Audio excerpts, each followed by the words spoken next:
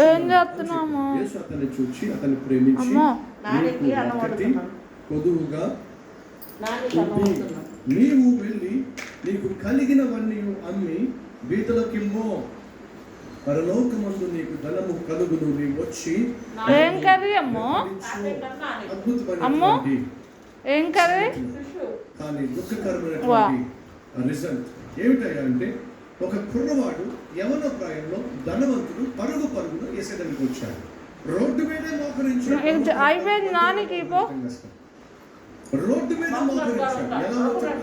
పరుగున వచ్చాడు. మనలో చాలా మంది ఏడుపోకుండా వస్తారు. ఏడుస్తూ సూరు మనకు 2 అడుగులు ముందుకెళ్తే 3 అడుగులు వెళ్తారు. 5 గంటలకి ఇంట్లో బయలుదేరితే 6:30 7 గంటలకి ఇక్కడికి వస్తారు. యాక్చువల్గా రావాల్సిన 15 నిమిషాలు. మనలో ఎంతమంది దేవుని మందిరానికి నిర్లక్ష్యంగా వచ్చేవాళ్ళు లేరు, ఆలస్యంగా వచ్చేవాళ్ళు లేరు. వెళ్దామా వద్దా అని ఇలా ఆలోచిస్తూ వచ్చేవాళ్ళు లేరు. ఈ కుర్రవాడు చాలా అద్భుతమైన పాఠాలు నేర్పిస్తాడు. ఒకటి,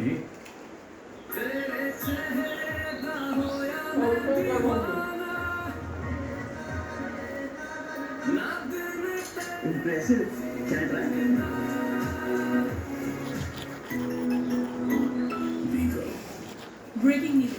The Indian stock markets took a major hit today. Everything was in red.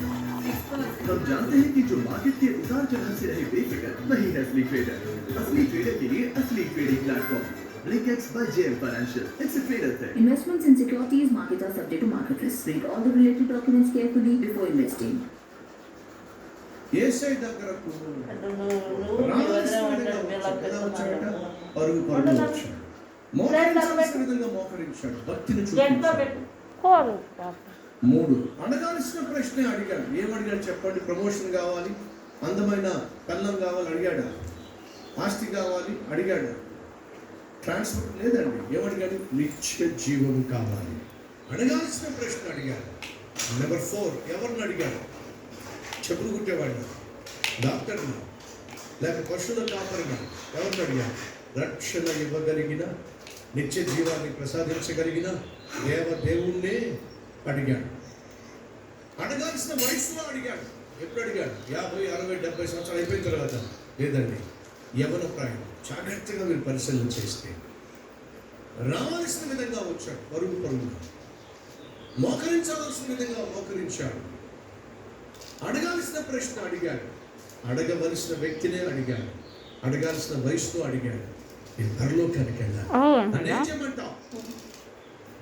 అప్పుడు యేసు అన్నాడు, నీకు ఒక్కటి కొదువుగా ఉంది. అన్నీ బాగున్నాయి, ఒక్కటి కొదువుగా ఉంది. నిజంగా నీకు పరలోకం కావాలంటే నీకున్న ఆస్తి అమ్మేసేయి, ఇచ్చేసేయి, నన్ను వెంబడించు. అది యేసుక్రీస్తు యొక్క సమాధానం. అలా యేసు జవాబు ఇచ్చినప్పుడు, నీకు పరలోకం కావాలా? నన్ను వెంబడించు. ఎందుకని? బైబిల్ సెలవిస్తుంది, నేనే మార్గము, నేనే సత్యం, నా ద్వారా తప్ప ఏ ఒక్కడు పరలోకానికి రాలేడు. ఎవరైనా పరలోకానికి వెళ్ళాలంటే ఒకే ఒక్క మార్గం, అది నా ప్రభు అయినా యేసుక్రీస్తు. నన్ను వెంబడించు అని చెప్పి అన్నాడు. రియాక్షన్ ఏమిటి? బైబిల్ సెలవిస్తుంది, అతడు మిక్కిలి ధనవంతుడు కనుక ముఖము చిన్నబుచ్చుకొని దుఃఖపడుచు అక్కడి నుంచి వెళ్ళిపోయాడు. అది రియాక్షన్. యాక్షన్ ఏమిటి? నన్ను వెంబడించు, పరలోకాన్ని తీసుకెళ్తా. రియాక్షన్ ఏమిటి? యేసయ్య దగ్గరకు వచ్చాడు. అడగాల్సిన ప్రశ్న అడిగాడు. అడగాల్సిన వయసులో అడిగాడు. అడగాల్సిన వ్యక్తిని అడిగాడు. అడగాల్సిన రీతిలో అడిగాడు. యేసు అన్నాడు, అన్నీ బాగున్నాయి, నీలో ఒక్కటి కొదువుగా ఉంది. ఆ ఒక్కటి సరి చేసుకో. ఆ ఒక్క విషయంలో నీ జీవితాన్ని సరి చేసుకో, పరలోకానికి వచ్చేస్తావు. ఈరోజు దేవుడు నీతోనే అంటున్నాడు, అన్నీ బాగున్నాయి, అన్నీ మార్చుకున్నావు, అన్నీ సరి చేసుకున్నావు, అన్ని విషయాల్లో నీ జీవితాన్ని దిద్దుకుంటూ ఉన్నావు. కానీ ఒక్క విషయంలో తగ్గిపోతున్నావు, ఒక్క విషయంలో పడిపోతున్నావు, ఒక్క విషయంలో జారిపోతున్నావు, ఒక్క విషయంలో నన్ను అవమానపరుస్తున్నావు, ఒక్క విషయంలో నా దృష్టిలో నేరస్తుడిగా కనిపిస్తున్నావు. ఆ ఒక్క విషయాన్ని సరి చేసుకో. 99 విషయాలు సరి చేసుకున్నావుగా, ఆ ఒక్క విషయం సరి చేసుకోలేకపోతున్నావు. ఎన్నో అంతకంటే బలమైన వాటిని వదిలేసావుగా. ఆ ఒక్క విషయంలో ఎందుకు నువ్వు సరి చేసుకోలేకపోతే ఒక్క విషయంలో సరి చేసుకో. ఫ్రెండ్స్, పరలోకపు వాకిళ్ళు దాకా వచ్చాడు. ఎక్కడ దాకా వచ్చాడు? వాకిల్ దాకా వచ్చాడు. ఒక్కడు వేస్తే పరలోకానికి వెళ్ళిపోతాడు.